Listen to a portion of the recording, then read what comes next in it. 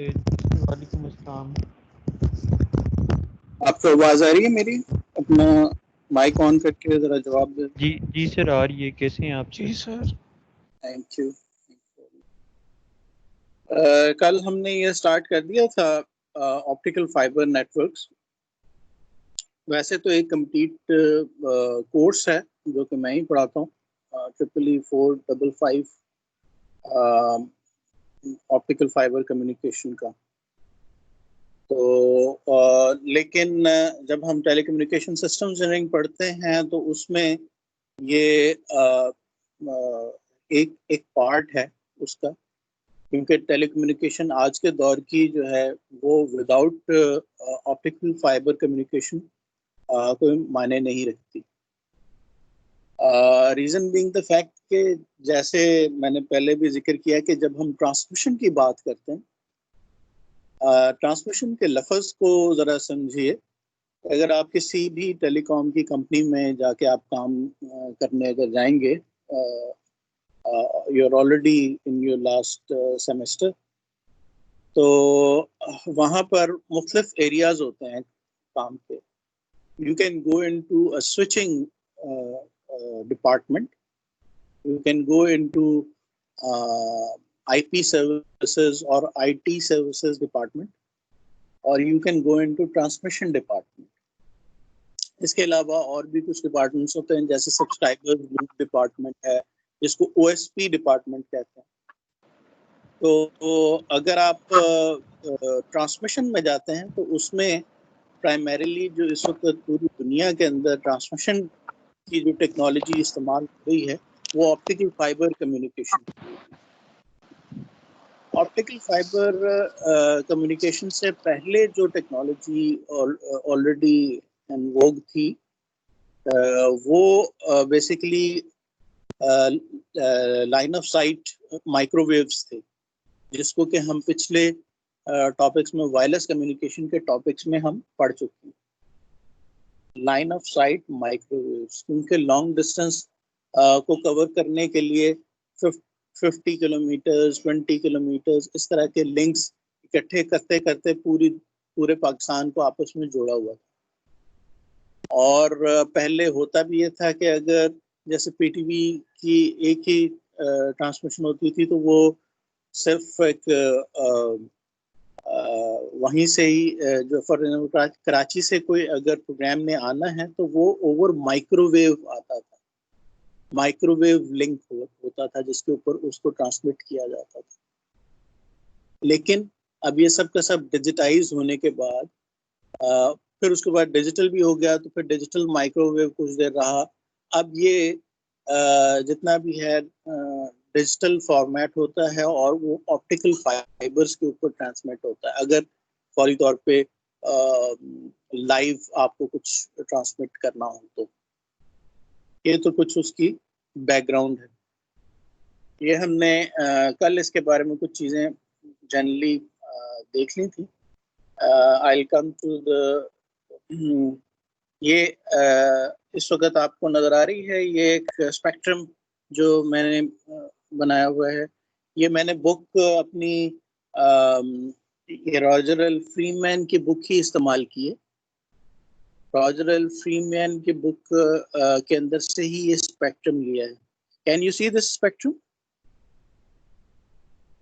ज़रा जवाब दीजिए ताकि मुझे कंफर्म हो जाए कि आप देख सकते हैं।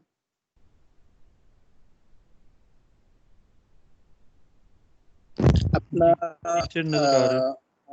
जरा ऑन कीजिए माइक और जरा जवाब दीजिए कि आपको ये नज़र आ रहा है ये जो है स्पेक्ट्रम जो मैं इस वक्त दिखा रहा हूँ आपको। जी सर, आ रहा है नज़र। ठीक, थैंक यू। इसके बारे में कल हम बात कर चुके हैं। इसमें सबसे इम्पोर्टेंट याद रखने वाली बात यह है कि इसमें हम लाइट की बार बार जिक्र करेंगे कि हमने लाइट को यहाँ से भेजा, लाइट को वहाँ से रिसीव किया दूसरे एंड से, और ऑप्टिकल फाइबर के ऊपर हमने इसको भेजा। हो क्या रहा है कि एक ऑप्टिकल फाइबर है जो कि शीशे की बनी हुई है। शीशा का नाम मैंने इसलिए इस्तेमाल किया क्योंकि ये सिलिका की बनी हुई है, SiO2 की बनी हुई है।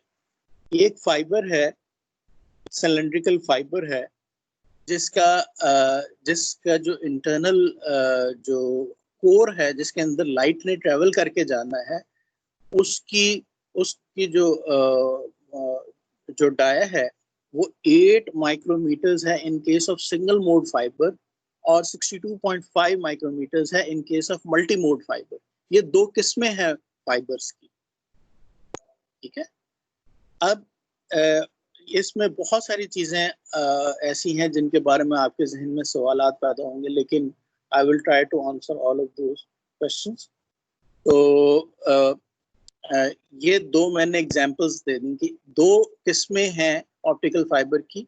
एक सिंगल मोड फाइबर जिसका के कोर डाया 8 माइक्रोमीटर होता है, और एक मल्टी मोड फाइबर जिसका कोर डाया कितना होता है, 62.5 माइक्रोमीटर। कोर के इर्द गिर्द एक क्लैडिंग का पोर्शन होता है, और क्लैडिंग और कोर दोनों एक ही मटेरियल से बने हुए होते हैं, लेकिन थोड़ा सा फर्क इन दोनों के रिफ्रैक्टिव इंडेक्सेस में होता है। और रिफ्रैक्टिव इंडेक्सेस का फर्क कैसे बनाया जाता है कि जिस वक्त इन दोनों को फैब्रिकेट किया जा रहा होता है उस वक्त डोपिंग मुख्तलिफ किस्म के एलिमेंट्स की कर दी जाती है। एक certain element, for example germanium oxide की जिस वक्त हम इसके ऊपर डोपिंग कर रहे होते हैं, तो ये it results in higher refractive index. इसलिए कोर जिस वक्त बन रही होती है रिफ्रैक्टिव, तो उसका रिफ्रैक्टिव इंडेक्स ज्यादा होना चाहिए। उस ज्यादा रिफ्रैक्टिव इंडेक्स को अचीव करने के लिए जर्मेनियम ऑक्साइड की डोपिंग की जाती है। इसी तरह से जिस वक्त आपके कोर का डायमीटर कंप्लीट हो जाता है और उसके बाद अब फैब्रिकेशन का प्रोसेस जारी है, और इसके अंदर अब आपने क्लैडिंग बनानी है। अब ये किया जाता है कि क्लैडिंग को बनाने के लिए आप डोपिंग कर देते हैं किसी और, फॉर लिथियम की आप डोपिंग कर देते हैं। अब वो लिथियम की डोपिंग होने से उसका रिफ्रैक्टिव इंडेक्स कम हो जाता है। ये जो डिफरेंस बनता है कोर और क्लैडिंग के रिफ्रैक्टिव इंडेक्स का, ये एक बाउंड्री इन दोनों के दरमियान में क्रिएट करता है। और ये बाउंड्री बहुत इंपॉर्टेंट है क्योंकि हमारी रे ऑफ लाइट ने इसी बाउंड्री से टकरा कर वापस आना, ठीक है जी।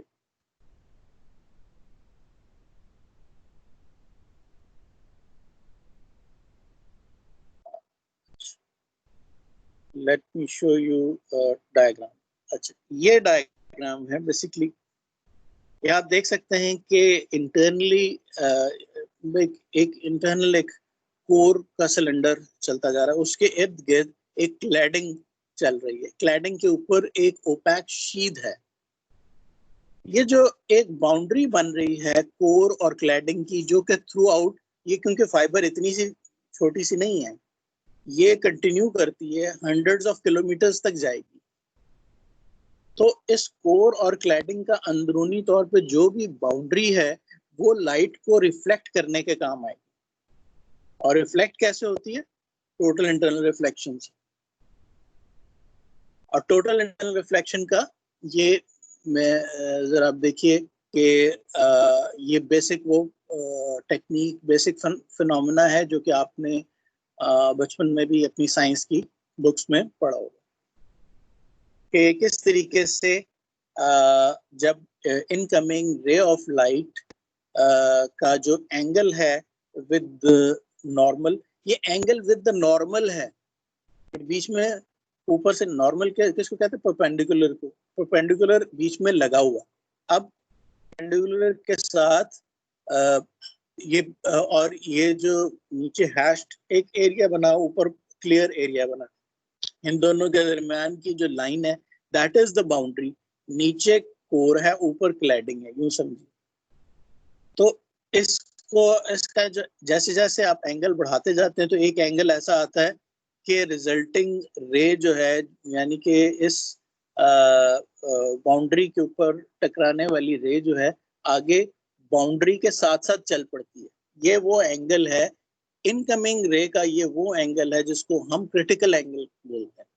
जैसे जैसे आप इस एंगल को बढ़ा देते हैं, इसके बाद सारी की सारी जो लाइट है वो अब वापस कोर के अंदर यानी N1 के अंदर वापस आ जाती है।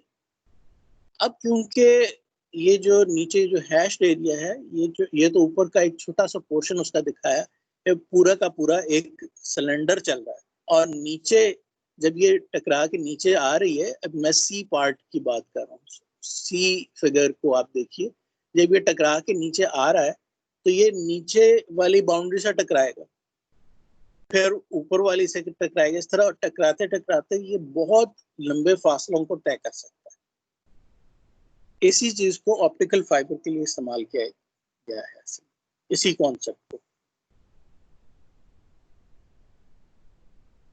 Just a second.